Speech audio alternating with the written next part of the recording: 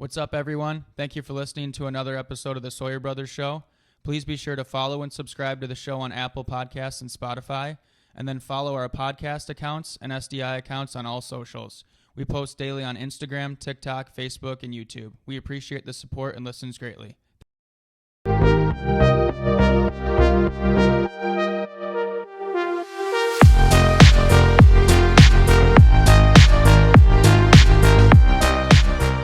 So after a 3-week break, we're finally back here for the finale of season 2. We got a lot of stuff planned for today. We'll touch on some NHL updates, and then we'll touch on a couple NHL trips we've been on, which is part of the reason we haven't recorded in the last few weeks. We said when we started the podcast that as long as life isn't, busy and it's not causing us to live our normal lives, then we'll do it. The last few weeks, we really wanted to just live in the moment. And, we were so busy with work and with traveling to these NHL games and whatnot. So we'll touch on all that later. Griff, let's start with some NHL updates. So the first topic that we want to touch on is how Zach Hyman is the second 50-goal scorer of the season. It was in Game 68. It happened a couple nights ago. He was sitting at 48 for a minute, and he finally got the 50th goal. And I saw the clip of him finally doing it and sent it to Andy, and he immediately got pumped up as well because, I don't know, you can give your opinion on Zach Hyman about the style of play he is and where he is, but there's been a lot of people being critical of him the last few years because when he was on Toronto a few years ago, he was just a work hard guy, always kind of in the shadow behind Matthews, Nylander, Marner. And actually going through those seasons with Toronto, his most goals he's ever scored, let's just go over them, was 10, 15, 21 goals, 15 goals. And then he was a free agent, and he signed with Edmonton. And ever since then, he had 27 goals, 36 goals, and now he is at 50 goals. So give me some of your opinions on Zach Hyman here. Well, first of all, it was, like you said, the clip was awesome. His whole team's pumped, including McDavid, including Draisaitl. Those are the guys. I mean, to put it in perspective, he has more goals than those two. And like you said, of all the players in the NHL, he's the second to get to 50 so far. And there's, 12 games left for Edmonton, I think. He has a chance to get 60. It's just, like, the fact that he got to 50 is outrageous. He's not known for being, like, this goal-scoring player. He's known for being, like you said, a guy that works really hard. And I don't care like who you are, if you're playing with McDavid, if you're playing with Draisaitl, it doesn't matter to me. If you're scoring 50 goals regardless, that's incredible. So the excitement from the team was awesome. The fact that he got to 50 regardless of who he's playing with is awesome. And there's been a lot of talk about like where his goals are coming from and how he's scoring goals. And there's this graphic that we'll put up, this picture. It's been all over Twitter as things have went on throughout the season, kind of showing where his goals have came from. And on this picture, you can see of the 50 goals, it looks like 6 of them were inside the crease. 35 were right out in front of the crease. So that means 41 out of 90 goals were just directly in front of the net. One of them was right behind the net, so he must have banked it in somehow or something. And then there's 3 that are, more perimeter. Yeah, just off to the side, the left perimeter. 2 in the high slot, and then 3 from the right perimeter. So we're talking about 5, 6, 7 goals, 8 goals from not inside the net, inside the crease, or in that first part right out, which is just shows how it seems like all his goals, they're tips, they're rebounds, they're just goals right in front of the net. And it really speaks to just how if you want to score goals, go to the front of the net because it's where all the action's at. Hey, the quote we always hear is they don't ask how you score, they ask how many did you score. Nowhere in Hyman's the rest of his life, where people are going to say, yeah, he scored 50, but 35 of them were in front of the net. No one cares. He scored 50 goals in the National Hockey League. And about the point that I've seen some critics on NHL say, he's playing with McDavid, he's playing with Draisaitl. Well, there's also 17 other guys on that lineup that don't have 50 goals. Yep. So he's got to be doing something right. So huge shout out to Zach Hyman. It's been awesome to watch. He was on your fantasy team, so it's been a bit beneficial to have him on your team and everything. So yeah, and also with that, like in order to play with the best players in the world, McDavid, Crosby, Ovi, Matthews, I'm sure that's not easy. Like the people always talk about how Crosby played with Dupuis and Kunitz all those years, and like if you had to give like a true and false to someone who wasn't really like watching it at that time and said, hey, Sidney Crosby played with Chris Kunitz or Sidney Crosby played with Evgeny Malkin more, people would probably be like, oh, he played with Malkin. It's like, no, he played with Chris Kunitz and Pascal Dupuis. Like those are the type of guys that if you can mold your game to just fit in with those superstars, the best players in the world, I mean, Hyman's proven that he's extremely valuable. 50 goals or not, he's super valuable for that team. And anyone who's out there listening who's playing, who maybe doesn't have the most skill, the most flashy goals, take Zach Hyman as an example, as like someone that you want to mimic your game after, because he's just scored 50 goals in the National Hockey League. He's making just under $6 million a year playing for the Edmonton Oilers, and he doesn't score these big flashy goals, so it's not necessary. He scored 50 goals for the first time in his career at 30 years old. Unreal. It's awesome. So the next topic that I want to touch on, as actually a few topics within it, is this past Sunday, the Colorado Avalanche were playing the Pittsburgh Penguins. The Pittsburgh Penguins were up 4-0, and with 3 minutes left in the second period, Colorado finally got one, 4-1. Just before, with 30 seconds left in the second period, they got another one to make it 4-2. Third period, Colorado comes out and gets 2 to tie it, and then Colorado wins in overtime. So first off, 5-4 final. 5-4 final Colorado. So I just want to touch on, get your kind of opinion on comebacks in general and how the whole cliche saying of it's not over till it's over, the buzzer goes.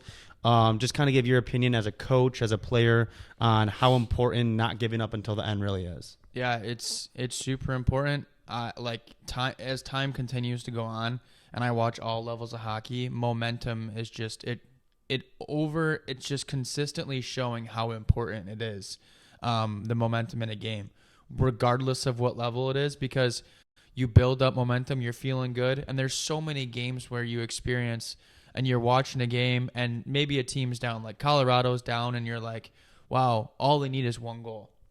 They get one goal, they get some momentum. If you score that second one, they're tasting blood, like exactly. They're smelling blood like a shark in the water, and then they're attacking, like. Yeah, and the whole game can change so quick. If we're talking about like one period of hockey, like if say that game was just 20 minutes long, maybe that's a different story, but we're talking about 60 minutes. Like rarely is a team outplaying their opponent for the full 60 minutes.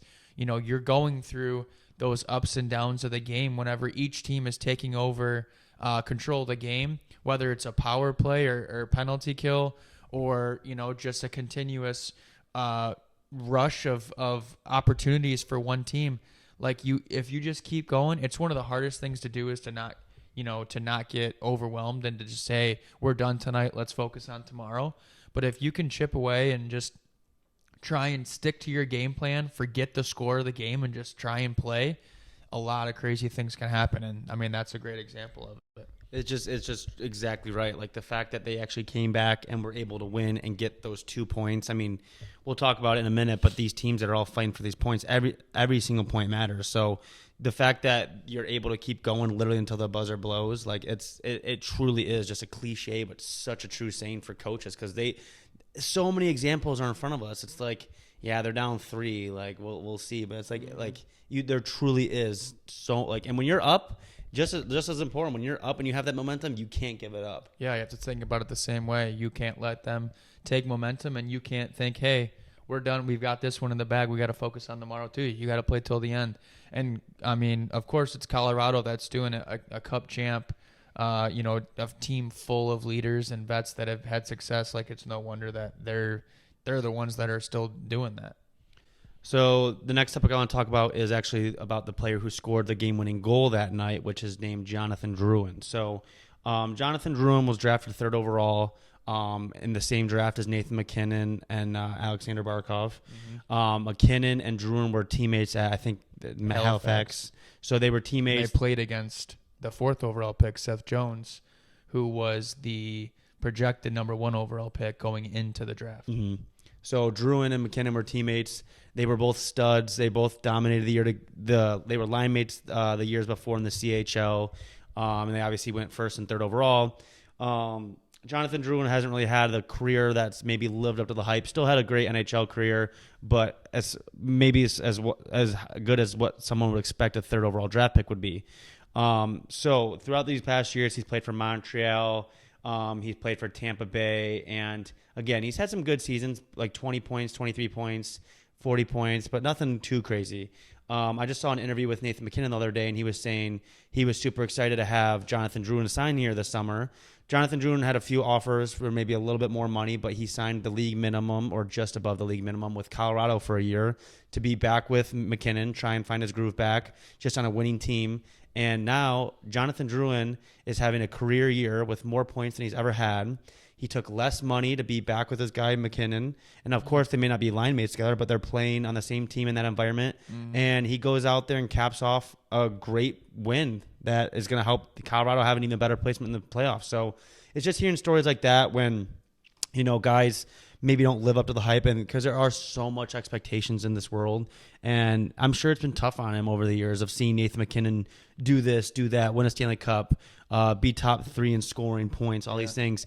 And he knows that was his guy, and he's maybe not right there in the conversation with him. So just another shout out to a guy like that who we're just cheering on, who is finding his game and finding some success in Colorado Avalanche. And, with that team right now, there's I would say there's 10 different teams that could win a Stanley Cup this year, but Colorado is definitely on my top of my list. So we're rooting for Jonathan Drouin right now. So. Yeah, and same concept that we just were saying with the game, the teams not giving up in the game.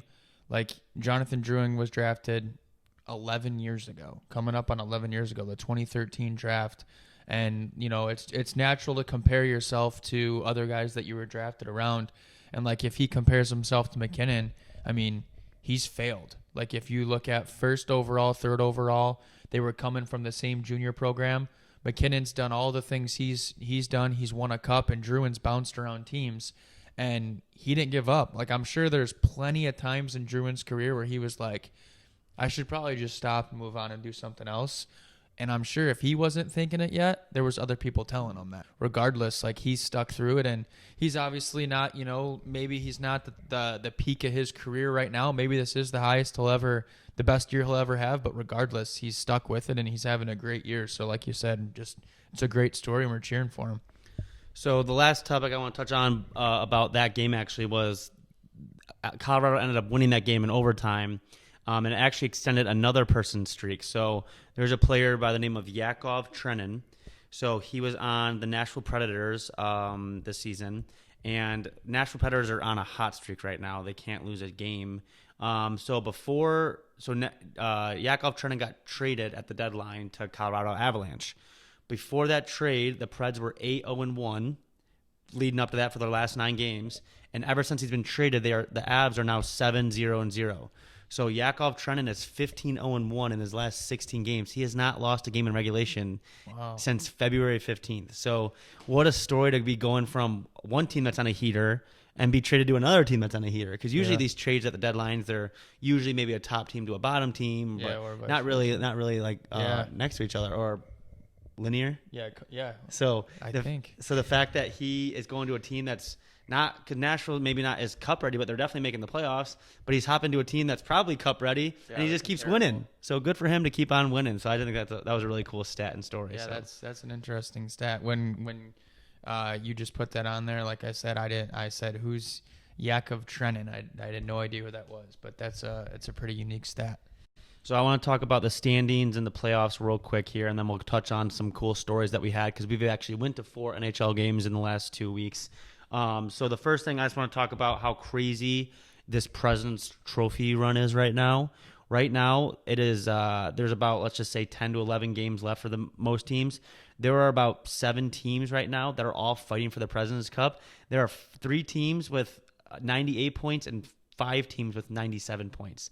So every single point matters. Not that every team's end goal is to win the President's Trophy, but the fact that they're all within 1 point of each other to win it all is insane. Because I think the bigger point about this is that this changes your playoff matchups. This changes everything. Yep. This changes your home ice advantage. If you're away, it changes who you're playing. So these games, the fact that we have 7 teams here fighting for this President's Trophy with 10 games to go is a fan's dream. Yeah, there's just not a runaway team like the 19 Lightning. They were the team that set that record, and it seems like every year, there's a few teams that you're gonna project, and then as time goes on, they just separate themselves. Like Boston last year. I mean, I don't know when, but Boston, it seemed like they were gonna win the President's Trophy for months before the deadline, maybe. Yeah, so the fact that, like you said, there's just so much movement because there's so many situations that could come out of these next 3 weeks of the season, 4 weeks of the season, on who's won, who's the divisional who's the divisional winner, who's the wild card. It's crazy. I'll give you some names here. So right now, the teams that have 98 points are the New York Rangers, the Vancouver Canucks. And then the teams with 97 points are the Florida Panthers, the Avalanche, the Hurricanes, the Stars, and the Bruins. Out of those teams, who would you say is taking it all right now? Winning the President's Trophy? Yeah. A lot of people obviously were high on Vancouver. Carolina scares me if I'm not, like, I don't really care who wins. I'm not involved with the team. There's certain teams that I like to see win, but if they're going against Carolina, they're scary. I think, like, there's already been so much talk about that roster and what they could have done the previous years, and all they did was just add guys at the deadline. They added Kuznetsov and Gensel. Yeah, Gensel. So I mean, two good players added to. And two cup champs that were added to a lineup that was, like, I don't even know if they needed those guys. And they're finally getting goaltending to keep the puck out of the net. Like, Anderson has been a stud for them. So the fact that's been Carolina's biggest weakness the last few years. So I would agree. I think. Yeah, and if we think back, Carolina last year, Svechnikov got hurt, right, and he wasn't ready. So I don't know. They're a team that hasn't lived up to playoff expectations in the past, but I think that they could. They could get hot over the next few weeks, even more than they already are, and take it and probably be a top contender to win the whole cup. Well, you just look at these 7 teams. There are 2 teams from 3 different divisions that are all fighting for 1 or 2, and like we said, that changes if you're playing the 3rd team in your division or a wild card. So this is going to be a fun few weeks to end the season here. So just touching on how there's such a tight race for the President's Trophy. Obviously, teams want to win that, but it's all about, I think, like we said, placing for the playoffs. But I want to talk a little bit about each conference and talk about how close of battles we have going, because for the last few years and whatever, our buddies have driven me crazy because games in November and December, they're like, oh, who cares, it's just another game, when those are the games that set these teams apart. Because if we look at that President's Trophy, they're all within 1 point. If you look at the Eastern Conference Finals, like Eastern Conference right now, there's 5 teams fighting for 2 spots right now, and they are all within a point or 2 as well. So it just shows in a league like this where every single point really does matter, and that's why I understand why there is so much criticism after certain games. And if they lose or they're not playing good, or if things just aren't going smooth, there is more than enough reason to be not the world is ending, but hey, we got it back on track because every point does matter. If we look at this right now, the Philadelphia Flyers are currently the 3rd place in the Metro and at 81 points. But then you have the Washington Capitals at 79 points. You have the Detroit Red Wings, who are fighting for a wild card spot with both of those teams, at 78 points. And then the New York Islanders have 75 points. Tampa Bay Lightning is kind of pulling away at 85 points. But these are the kind of things that, like, make or break people's season. Yeah, and I mean, the only reason that it would matter more later in the year than it does earlier in the year is if say you came back after Christmas break and it was like, hey, every game now it's 3 points for a win instead of 2. It doesn't matter. It's the same way we said earlier about Hyman. They don't ask how, they ask how many. They don't ask when you won. They ask how many did you win. So it's always 2 points. The other thing that might make a difference is obviously you want to be playing your best hockey going into playoffs, but the season resets in April when the playoffs start. It doesn't matter what seed you were, other than who you're playing and when you have home ice advantage. You don't start with a 1-goal lead or anything. So 2 points are 2 points regardless of what month it is. So it's why, like you said, coming out hot makes a huge difference. Like the Wings started off really hot. Without them being hot at the beginning of the year, and then also when they were hot, like, what was it, February at that one point? Those 2 streaks, they're probably not even in the conversation. And you can say that at all different teams. Obviously, the Wings are top of the mind for us, but 2 points are 2 points whenever you get them. So just on that quick topic, the Red Wings. So they're borderline playoff right now. Tonight they play the Washington Capitals. Obviously, by the time you're hearing this, we're going to know what the result was. But regardless of how tonight goes, are they making the playoffs? I don't think they are at this point. I mean, I'd like to say they are, but I don't know. But so many things can happen. They've got, 72 games played? 73 games? 71. Yeah, so 10 games, 11 games, a lot still happen. And even with that, like you were saying just a moment ago, it's so tight. So who knows what's going to happen? They could be good. It could literally come down to game 80, 81, 82 for a lot of these games. Sure hope it does. And that makes it like playoffs a week early. It's playoff hockey tonight. It is the Red Wings are playing the Washington Capitals. It is playoff hockey. But my prediction is the Capitals will take the 3rd place in the Metro. Philly will fall off, and the Red Wings will be in the playoffs. That's just my prediction. So we'll see what happens here. But I'm excited to watch this game tonight and see how it goes. So next topic is kind of off of what we've been talking about. We'll come back to some hockey talk in a minute, but Andrew just said something that kind of made me brought back something I want to talk about. So Andrew talked about, he just said right now how once April starts, like the playoffs start, your season's pretty much clean. It's your record is 0-0, and your seeding and stuff is just a number, right? So obviously in the last few days, the March Madness tournament started, and I've came home the last few days while I'm at the gym or grocery shopping or whatever, and Andrew, who's not the biggest basketball fan, has had this tournament on the entire time, and I want him to give his thoughts on it and give his opinion on what he's been impressed about with the tournament and just, I don't know, I guess the atmosphere in basketball in general. Yeah. Well, I'll say this.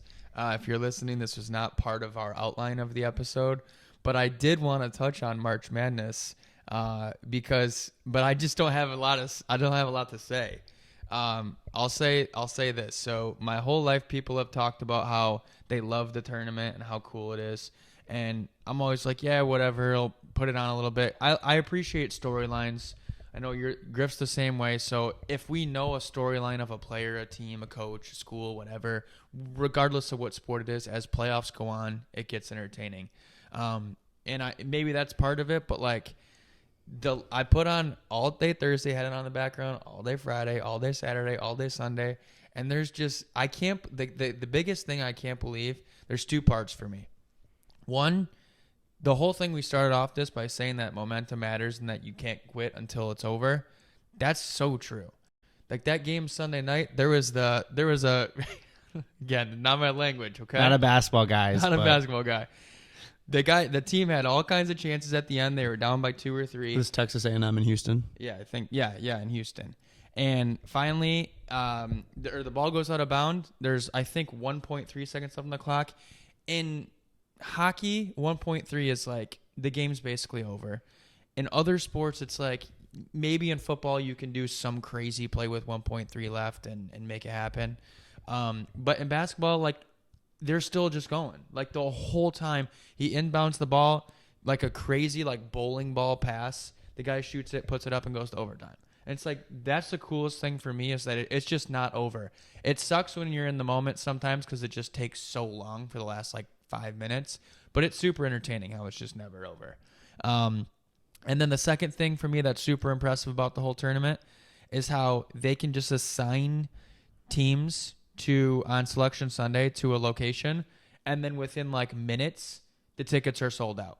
Like Michigan State's playing in Charlotte, tons of Michigan State people. It's just like they buy their flights and they're there. Passionate fans. Oakland's playing in Pittsburgh, within minutes. Oakland people are going to Pittsburgh. It's like they don't even need like a month advance. They don't even need a week advance. It's literally 4 days? It's Sunday to Thursday, and they're already like all the fan base is just there. So I just think it's super, super cool how that all happens. And they just play with so much passion. So So the reason I wanted to bring this up, and the reason I can relate the seedings and stuff, because that's all I hear. That's the one thing about March Madness is all you hear is about it's an upset, or it's the seeding and all this. And I want to relate that kind of to the hockey, because we're talking about the seedings and everything. Is that once the tournament starts, it does not matter what seed you are. And obviously generally the better teams have a higher seed, but this whole oh my gosh, like a 12 seed upset a 5 seed. It's like, well, the 5 seed didn't get a 10 score lead. Yeah. Once that game starts, the players are just like the other players on the other team. Yeah, there's a higher seed next to them, but they're playing in the same arena. They probably had similar pregame meals. They slept in similar hotels. They're similar humans. So the point is that just because you're a higher seed or a lower seed doesn't really mean anything once playoffs come. That goes for March Madness. That goes for any sport. That goes for hockey. So that's just something that I've been thinking about with this March Madness. It's like all this upset alert, upset. It's not an upset. I mean, I get the whole ranking, and that's cool to get some storylines behind it. But they're all just players that are all very much alike. Yep. Anyone can win any night. So the fact that relating it to hockey, we already mentioned on the 2019 Tampa Bay Lightning, they broke almost every record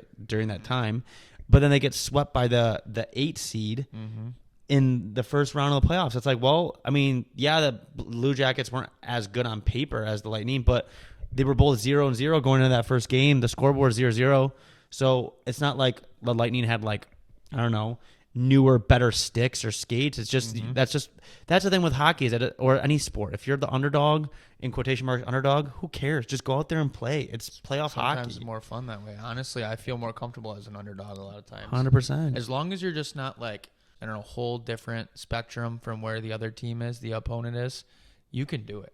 If we had to take our high school team and go play against the Red Wings or an NHL team, yeah, obviously the NHL team's going to win. But if you're in the mix, if you're the 8 seed and you're playing the 1 seed, or if you're in the NHL, if you're the wild card and you're playing the divisional winner, it can happen. So yeah, I think that's a great point. Underdog, the favorite, who cares? Just go out and play. We're circling it all back together, but these underdog 15 seed teams, they get some momentum going early. Now the team that was projected to win everything, they're like, oh no, oh goodness, what's going on? Pressure. They're scared to make mistakes, then they make more mistakes, and they're just not playing their game, and game over. So pressure. Yep, totally agree. So it's almost April, and this time of the year, people go on vacations. They go to spring break to Florida and beaches and all kinds of different places. And if you're someone like us, we decided to go to places that nobody probably has ever went for spring break. It wasn't necessarily our spring break, but we had a great time. We went to Philadelphia, Pittsburgh, and Columbus a week ago. And then Griff went to a more exciting place. He went to Nashville this past weekend. We watched 4 NHL games, 1 game in each of those cities. So, we'll just kind of recap our thoughts on the rink itself, the game, the team, the city, the food, whatever it is that was memorable for those rinks. So, Griff, start us off. Where'd we go first? And, what did we think about that spot?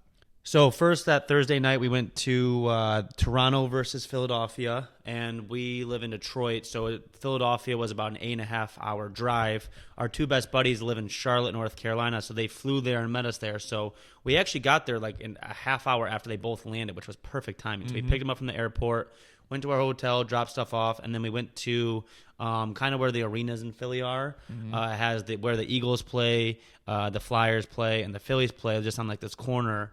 And then there's this big place called Xfinity Live in the middle. Yep. There was a bunch of restaurants and bars in there. So we went there and had some dinner, and it was awesome. I thought the energy was high. I was actually pretty impressed. Obviously, Philly's fighting for a playoff spot, so this game, that game really did mean something. So just had some food there, watched some TV there on the big screens. A lot of Flyers jerseys around, which obviously when you go to a different city, you're gonna see their teams, but even that was a unique experience for me, or just kind of funny, because our whole lives we've only seen wing stuff. So going somewhere else and seeing hey, this is what other people do. Yeah. Was unique. So yeah. Like you said, Xfinity Live, big restaurant, a whole bunch of bars and stuff in there. It was super cool. and then walked over to the rink. Yeah, we walked over to the rink, and we really got to see a high-scoring game. I think the final was 6-2. The Leafs ended up winning, but I think we had a great time that night. The rink itself, we were very impressed with. Out of the 4 rinks we went to, that was definitely my favorite. I agree. Because we're from Detroit, and at LCA, it's really nice, but it's very steep. And I feel like what is the Philly rink called? Is it XO? Wells Fargo Center. Wells Fargo. Very impressed. Great seating. They had some good food there. But we enjoyed the game. It was an awesome start to the trip. Yeah, they had like the suites they have there. We weren't in a suite, but it reminded me of the Joe back in the day, because like at LCA, like you mentioned, the suites are between the first and the second, or the lower bowl and the upper bowl. And there's those suites there. And then there's also like the gondola and the different suites up top. But Philly's suites were at the very top of like the ceiling, just like at the Joe. And I don't know, that rink I was really impressed with. They said they had redone a lot of it. And like, I think they said like 10, 15 years ago. But it was no surprise that they had redone it, because it was super nice. And that was like, we were impressed with all the rinks. But that rink was, I agree, it was my favorite rink as well. Oh, yeah. So like we went to the Xfinity Live place after. I got some pizza. I got this huge slice that was $8, but about as big as my torso. It felt like the place was huge. Yeah. So then went back to the hotel after, and Friday we drove to Pittsburgh. Spent the day in Pittsburgh. Pretty nice area, pretty nice city. I enjoyed it. Everything was pretty close. And then Saturday, we had a game midday. I think it was like 3 o'clock game between the Rangers and Pittsburgh. And again, we had another very entertaining game to enjoy. I want to say it was 7-5 maybe. Yeah, it was high scoring. And we got to see Sid the Kid at home in Pittsburgh. It was really fun. That rink was cool. We didn't really love when you're going to we were in the upper bowl. Going to the upper bowl from the lower bowl, there's like an escalator, and like you're like hanging off the edge almost. We were all pretty uncomfortable. Yeah, we're a little dramatic with heights, but that one was really tough, because the escalator didn't just go from like the main concourse to like the second one. The Pittsburgh concourse that I thought was, and I didn't realize it at the beginning why it felt like we were so high up, is that the concourse for the upper bowl is the ceiling. So like you go all the way to the top to the ceiling, where the concessions are up there, and then when you go down, when you go to your seats, you have to go down. Whereas like LCA, you take the escalator up to the second concourse, and then whenever you go to the upper bowl, you walk to past the usher into the rink, and then you go up. At Pittsburgh, everything is going down because you're just so high up initially. So yeah, that escalator freaked us out. And Crosby didn't score, correct? Right. But got to see him and Malkin at home, which was cool, and Letang too. But what was the 87 thing that you got? We thought it was a sign of some sort. Oh, before the game, we went to some sub sandwich place, and I pulled my number, and it was 87. I was like, oh boy, we thought Crosby was going to score, so we all bet money on Crosby going to score, but we didn't do it. But the game was fun. We went out in that city that night again, and it was fun. I'd say it was pretty clean and everything. Kind of, Andrew said it was kind of like not as busy as he thought it would be though that night. Kind of quiet at night, but it was St. Patty's weekend, so during the day there was like a parade. People were all over the place. It was cool. Yeah, I really liked Pittsburgh. It was clean. It was a really good spot. And just good time. So then Sunday morning we woke up and we drove to Columbus and went to the Columbus Blue Jackets, played the Winnipeg Jets. We got to Columbus a little bit early, a couple hours early. We went to dinner before, and then went to the game. And upon walking into the rink, I was very impressed. I thought that was a very, very cool rink. Obviously, the Blue Jackets aren't good and haven't been good or aren't great. That's kind of rude. They aren't great, haven't been great for a few years, ever since losing those guys, Panarin and Bobrovsky. But that rink, I think, would be really awesome if their team was good and some hype. But we could fill it. Yeah, we had a great game. We had a great time, but it was kind of like a boring game. Winnipeg beat up on them pretty bad.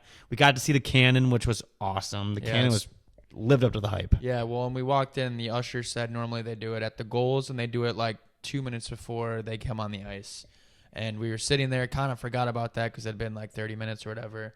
And sure enough, it went off, and we all jumped and looked up at the clock. We're like, yeah, it's 1:55 left. Like, he was right on. So, but that thing was loud. And it was the whole other opposite corner from where we were. So it was definitely loud.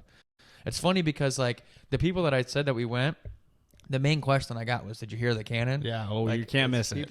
People love talking about that cannon. Yeah, so the rink was really cool. Like I said, it's just the fact that the Blue Jackets aren't a lot of hype around them right now. It was kind of just a quiet environment, but I could see the environment in Columbus being an awesome place. Yeah, they're just like the upper bowl didn't have enough people, and I don't know, maybe it was St. Patrick's Day weekend on a Sunday night, so it could have been part of that, but who knows.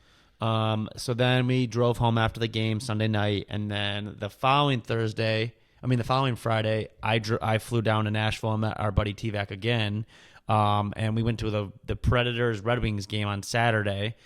We enjoyed Nashville Friday night, and during the day Saturday, we were just up down on Broadway. Saw a lot of red jerseys there for the Red Wings, which we loved. We haven't really had a lot of hyper teams to cheer about in Detroit for a while, so that was awesome. We're obviously, our friend group's all big on the Red Wings right now, or some of us are, and some of us are losing hope, but the game was cool. We went to Bridgestone a little bit early, walked the concourse, and I think Bridgestone was very, very cool. I think that for a non-hockey environment, like outside the rink, that place was awesome. I could see that place being cool.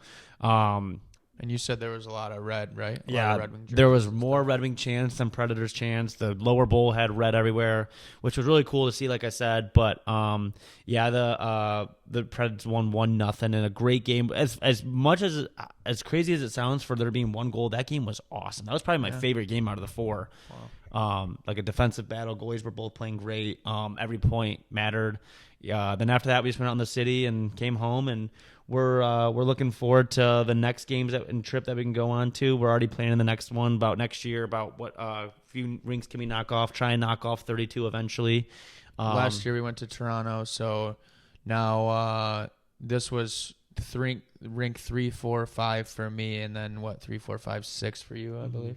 So we've got a long way to go, but I believe Ty had said something about going to Calgary and Edmonton next year, which that would be I think it's like a 5-hour flight or something from here. So that'd be a big two to knock off. But, I mean, seeing McDavid and that type of thing in Edmonton would be pretty cool. It'd be so unreal. So yeah, it's been a busy few weeks. We appreciate you guys still listening and everything. So this is obviously the end of season 2. Season 3 will be fun because the energy for the NHL is picking up. We're going to have playoff hockey to talk about.